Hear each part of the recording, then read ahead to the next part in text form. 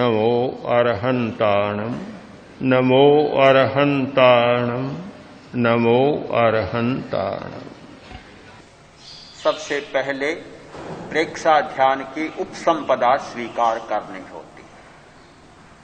प्रेक्षा ध्यान की दीक्षा स्वीकार करनी होती है। दीक्षा का एक अर्थ होता है आदेश।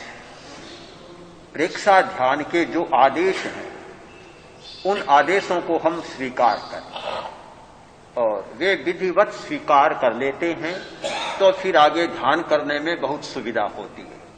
तो हमें सबसे पहले ये जानना होता है कि ध्यान के लिए एक बाहर का वातावरण और एक भीतर का वातावरण, दोनों वातावरण अनुकूल होने चाहिए। बाहर का वातावरण भी अनुकूल होना चाहिए और भीतर का वातावरण भी अनुकूल होना चाहिए।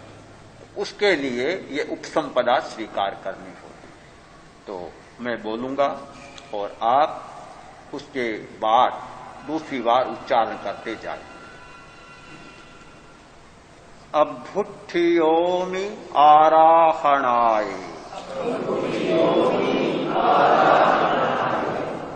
मैं प्रेक्षा ध्यान की आराधना के लिए उपस्थित होता हूं।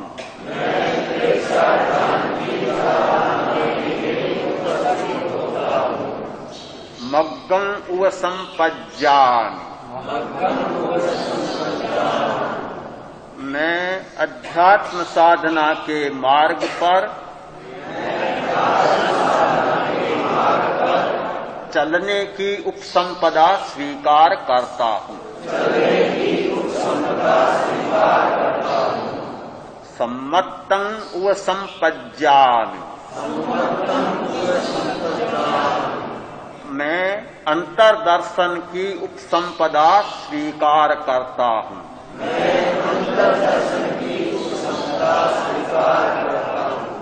संयमं उव संपज्जामि, मैं आध्यात्मिक अनुभव की उपसंपदा स्वीकार करता हूं।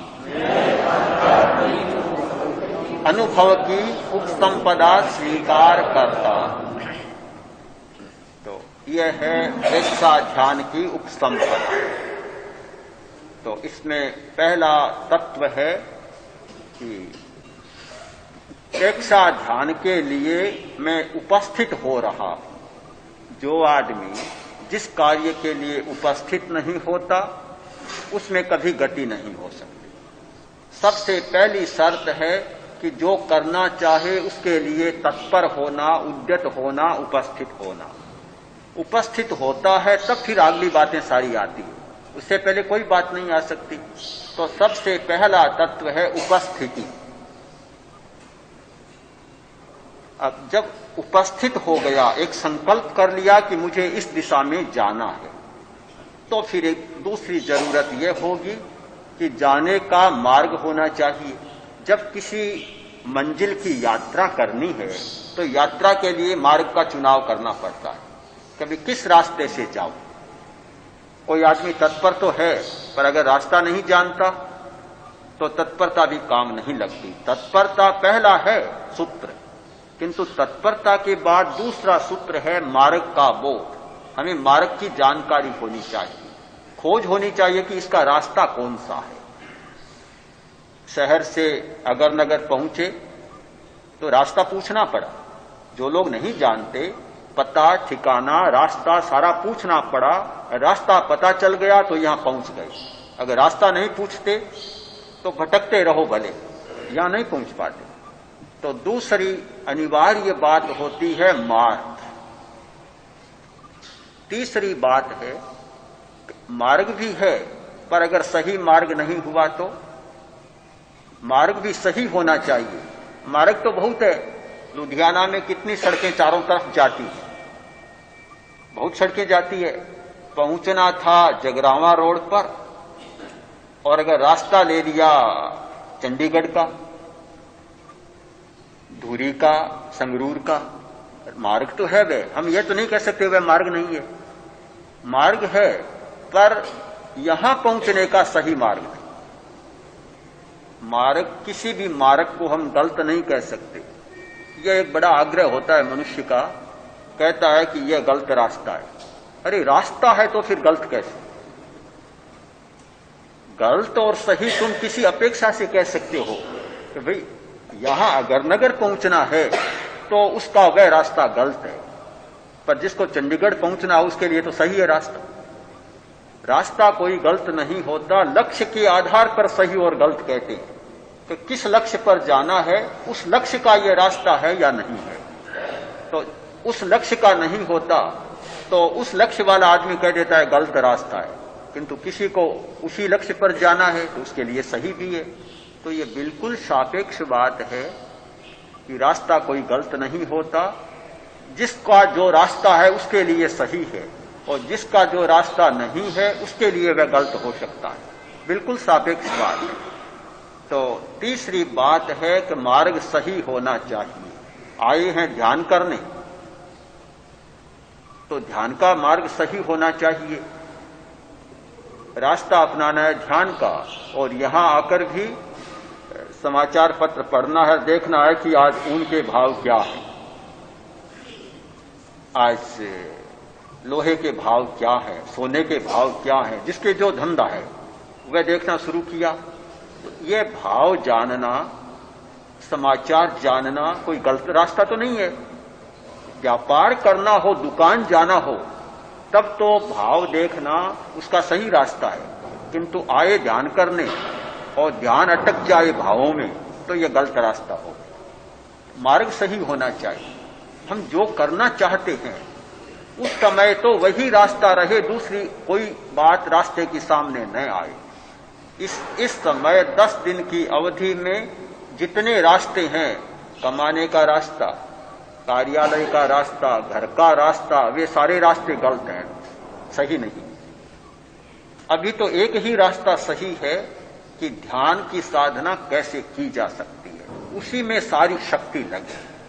तो ये तीसरी शर्त है कि मार्ग भी सही होना चाहिए।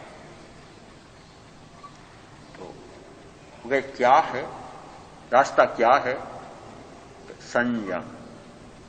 ध्यान का मार्ग है संयम, इंद्रियों का संयम, मन का संयम, वाणी का संयम, शरीर का संयम, खाने का संयम, हर बात का संयम। एक ऐसी निश्चित धारणा करे कि संयम के साथ चले। संयम का अर्थ क्या होता है? बस लक्ष्य की दिशा में चलने का नाम है संयम। संयम का और कोई लंबा चौड़ा अर्थ नहीं है। लक्ष्य की दिशा में चलने का नाम संयम है। हम सड़क पर चलते हैं, बाईं ओर चलना है, हमारा संयम है।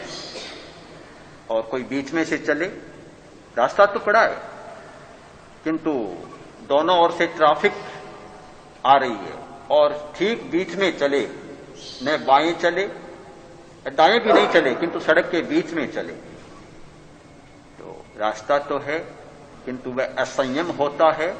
और भीड़ भाड़ में क्या परिणाम होता है वे सब जानते हैं।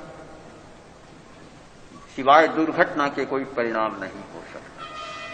तो हमारी गति लक्ष्य के साथ चले, हमारा संयम हो गया। संयम का अर्थ होता है नियामक तत्व। कोई नियामकता होनी चाहिए कि हम जिस लक्ष्य में जा रहे हैं वह लक्ष्य हमारा नियमन करता है। कि ध्यान के लिए हम आए हैं तो ध्यान उसका नियामक तत्व है। हमारा सारा नियमन होगा ध्यान की प्रक्रिया के द्वारा। सहज संयम हो जाएगा, कुछ भी करने की जरूरत नहीं। ध्यान करना है तो निश्चित बात है कि आंखों का संयम अच्छा है तो ध्यान बहुत अच्छा होगा, कान का संयम बहुत अच्छा है तो ध्यान बहुत अच्छा होगा, जीभ का संयम बहुत अच्छा है तो ध्यान बहुत अच्छा होगा। ये लक्ष्य के साथ बंधी हुई बातें। तो मूल तत्व है इस उपसंपदा के 4 तत्व की उपस्थिति यानी तत्परता, मार्ग का चुनाव, फिर सही मार्ग का चुनाव और संयम। यानी लक्ष्य की नियामकता, लक्ष्य की दिशा में ही एकमात्र प्रस्थान, ये 4 तत्व इस उपसंपदा के 5 सूत्र, 5 सूत्र जिन पर ध्यान केंद्रित होना हमारा जरूरी है।